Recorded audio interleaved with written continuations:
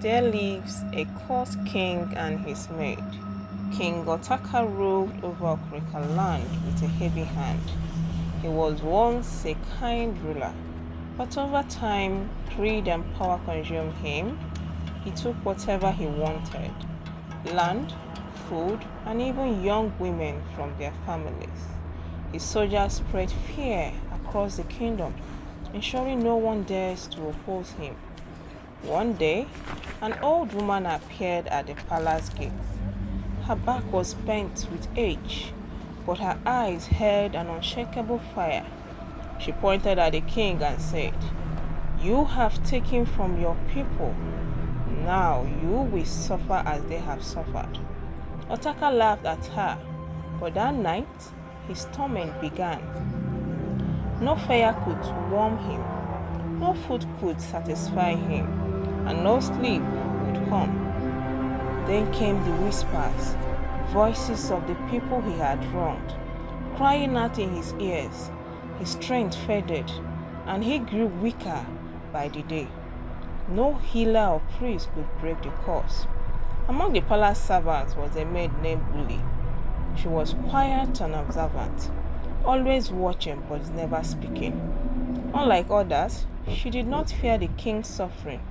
She pitied him. A curse does not come without reason. You have harmed your people. For the first time, the king listened, not as a ruler, but as a broken man. Uli told him of the starving children, the grieving mothers, and the men who worked endlessly yet had nothing. She spoke of the kingdom he had ruined, and the king wept. The whispers grew quieter. His strength returned, and warmth filled his body once more. But the real healing was in his heart. One morning, King Otaka stepped out of the palace and into the village. The people grasped. They looked different, no longer cruel, but humbled. And before all of Okrika land, he did the unthinkable. He knelt down. "I have wronged you," he said. "Let me make it right." The old woman who had cursed him watched from the crowd. She nodded. From that day, the king changed. He freed those he had enslaved, lowered taxes, and walked among his people, listening to them. Slowly, fear turned into respect. As for Uli, she was no longer a maid. She stood beside him, not as a servant, but as his equal. When he asked her to be his queen, she did not answer immediately. "Will you be a just king?" she asked.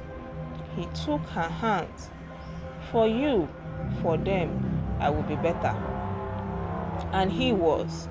The people of Okrika land still tell the story of the wicked king who was cursed, the maid who softened the heart, and the love that saved them all.